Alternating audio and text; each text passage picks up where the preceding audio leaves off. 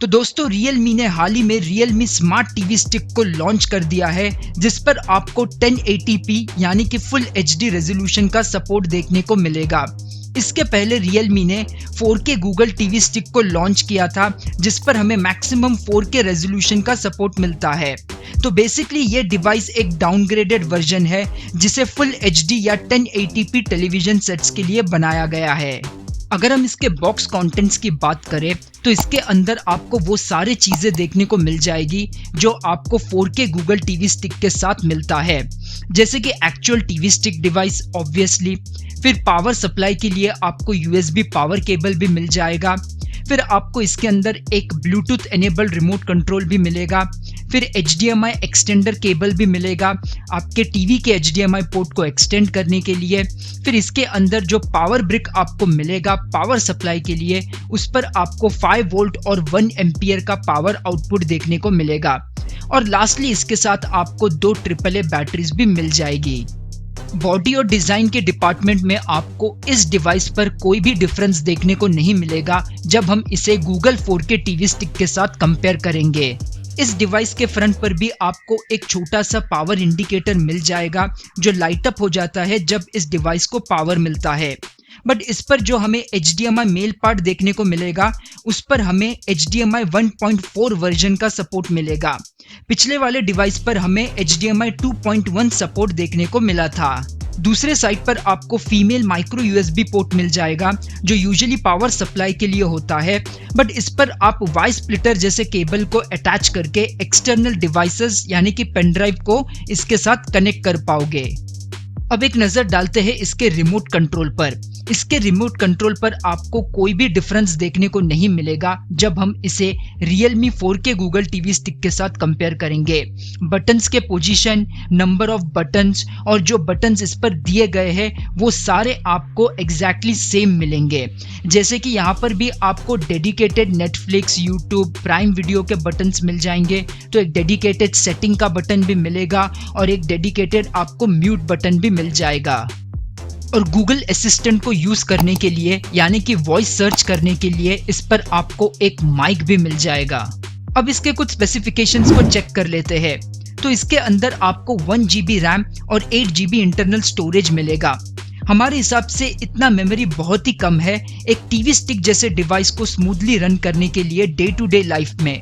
इतने कम मेमोरी के साथ आप कुछ ही सेलेक्टेड ऐप्स को इसके अंदर इंस्टॉल कर पाओगे जो मोस्टली OTT प्लेटफॉर्म के ऐप्स ही होंगे, क्योंकि अगर आप हैवी गेम्स या कोई हैवी ऐप को इसके अंदर इंस्टॉल करके यूज करने की कोशिश करोगे तो आपको एक अच्छा एक्सपीरियंस नहीं मिलेगा।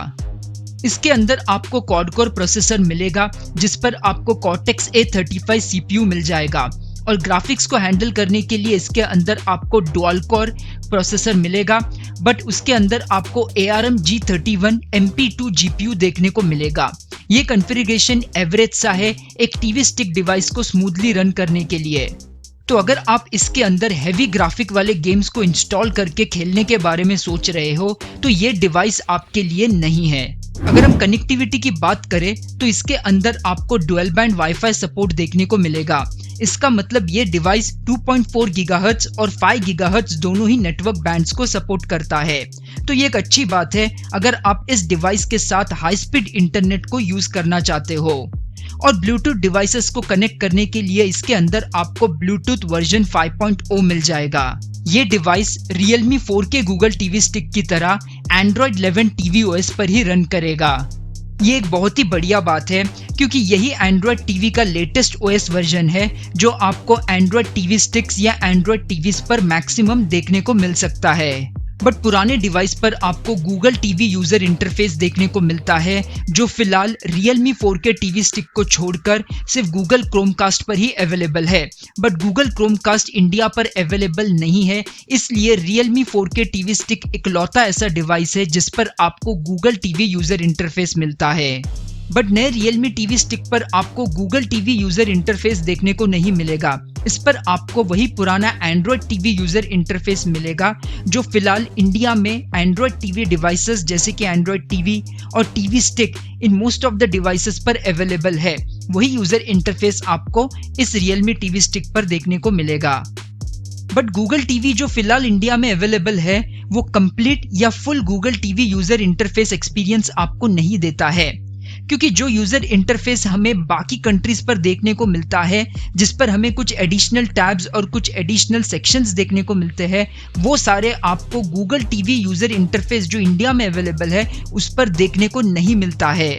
इस पर हमने ऑलरेडी एक डेडिकेटेड वीडियो बना रखा है। अगर आपको जानना है कि आप कौन से सारे चीजें मिस कर रहे हो इस गूगल टीवी पर, तो आप इस वीडियो को देख सकते हो। इस वीडियो का लिंक हम आपको डिस्क्रिप्शन बॉक्स पर डाल देंगे, या फिर आप ऊपर इस आई बटन को क्लिक करके भी उस वीडियो को देख सकते हो। तो अगर आपको ऐसा लग रहा है कि गूगल टीवी यूजर इंटरफेस इस पर ना होने पर आप कुछ एक बहुत ही इंपॉर्टेंट फीचर मिस कर जाओगे, तो ट्रस्ट मी, ऐसा नहीं होगा। नए Realme TV स्टिक पर भी आपको गूगल असिस्टेंट मिल जाएगा, ऑब्वियसली वॉइस सर्च या वॉइस कमांड्स के लिए, बट इस पर थोड़ा एक्सपीरियंस आपको डिफरेंट मिलेगा जब हम इसे गूगल टीवी यूजर इंटरफेस के गूगल असिस्टेंट से कंपेयर करेंगे। ये device wide one L1 support के साथ आएगा, जिसका मतलब ये है कि नेटफ्लिक्स, प्राइम वीडियो जैसे ऐप्स के अंदर आप फुल HD या 1080p HDR वीडियोस को प्ले कर पाओगे। HDR की जब बात निकली है तो यहाँ पर हम बताना चाहेंगे कि Realme क्लेम करता है कि इस पर आपको HDR 10+ सपोर्ट भी मिल जाएगा।